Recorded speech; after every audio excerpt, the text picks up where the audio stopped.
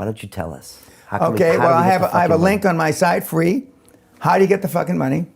It lists the 14 sources. Will money solve my problems? Huh? Will No. money solve everyone's problems? No. Okay. What the only thing money will do, it'll allow you either to dig a deeper hole that you're already in, or somehow catapult you out of the hole. Okay, out of the hole.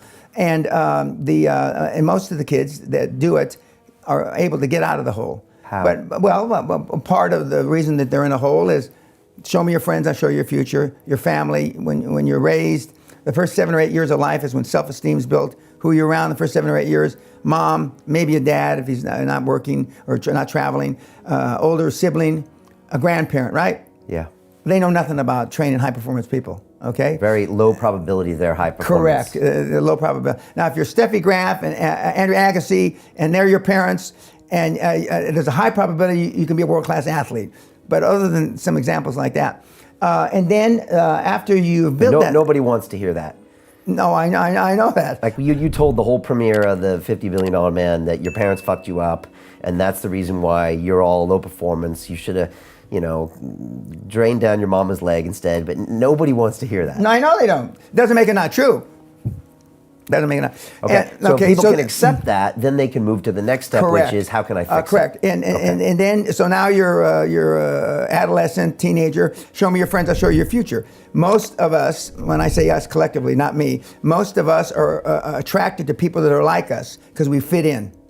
We don't want to be a sore thumb, either on the upside or the downside. I've seen kids, not looking back in hindsight, that were high performance, but wanted to hang out like with the hoods, right, or the greasers, they used to call them, I think. And this guy's got 170 IQ, ultimately went to Stanford or MIT, and he's hanging around. They used to comb their hair in DuckTales back in my day. I don't even know exactly what that means, but the hair comes down anyway. And then he winds up being a medical doctor from Stanford, But he went through that phase because he wanted to fit in. So we're attracted to people that we're more in their and our comfort zone together. What QLA teaches is to teach you how to get comfortable being uncomfortable. And most people don't want that. So simple to say, so difficult to do. Oh, amen.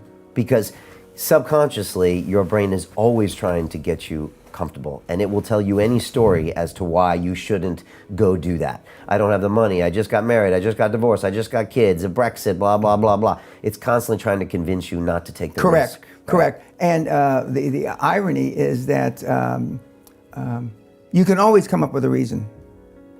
And then once you're successful, whoever said it's hard to get successful, but it's harder to stay successful, was some sort of genius, because it is. Because now, are you going to be a one-trick fuck? Did you do it one time? Was it just by accident? So I'll sit on my assets, and I'll covet my assets, and I'll do everything humanly possible to play not to lose instead of playing to win.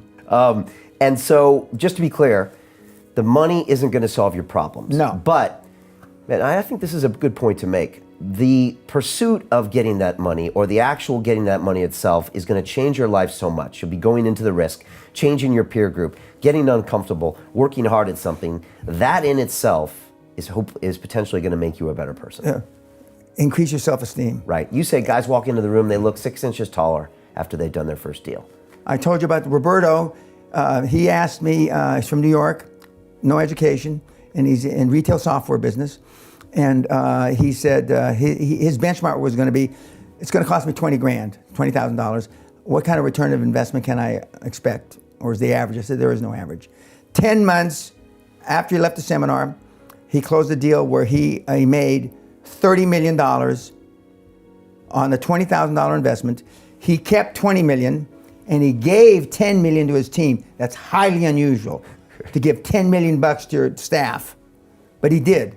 Okay, but based on the 20 million he kept, he made 1,000 times on his money in 10 months. And I mean, he's not the best deal we've had. We got a guy who bought 5 hotels. I keep saying hotels, hospitals last year, and he used to make 35,000 euros a year. And he's coming back to the seminar next month. and he's worth today, he's worth, depending on the multiples, between 40 and 60 million euros. Even Now, the most vigilant, high-performance person will be subjected absolutely. to that. You've seen that. That's why guys like Gates, the late Steve Jobs, Elon, they don't hang. Eagles fly alone. You know, when it's hard for the birds that are flying at 10,000 feet to blow smoke up your ass when you're at 25,000 feet. And but it's not easy. It just isn't. So they're disciplined to go back and get a fresh. They're going back to refresh. Plus, I mean, even the seminar a year ago is different than the seminar today. Okay. Because we take what works today, last week, will be in the new seminar in a couple of weeks. Now, the easiest example to show is from back when the seminar was in the late 90s, early 2000s. We were writing letters. None of this was digitized. Okay, so all our templates were a letter. Okay, we were face to face. Now we have kids putting teams together via Skype and Zoom, and not meeting their whole team.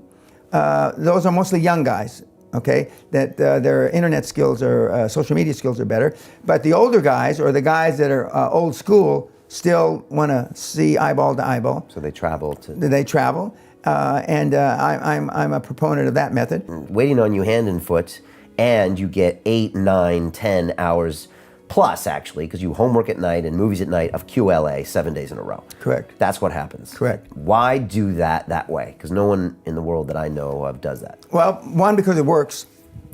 Two, I want to get you as uncomfortable as humanly possible from vis-a-vis your old lifestyle.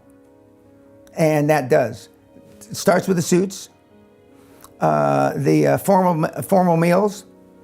Certainly, we've only had one guy in 25 years that ate like that every day, and he was a bastard great-great-grandson of a pope who lived in a big 300-bedroom palace outside Rome. He's the only guy that's ever come through the seminar that was not uncomfortable for. We drive you the 10, 12 hours a day, as you alluded to. We have homework. Most of the guys, in fact, I don't know anybody that has a 2, 3, 4, 5 day seminar that has homework at night. Everybody's out getting fucked up, drunk, whoring around in the city, wherever it is. And I read the homework, and based on at lunchtime, the day after the homework, you turn in your homework, and now I read it during lunchtime of the following day. And if I don't like the answers, and peer pressure is good. Peer pressure is good. Peer pressure works.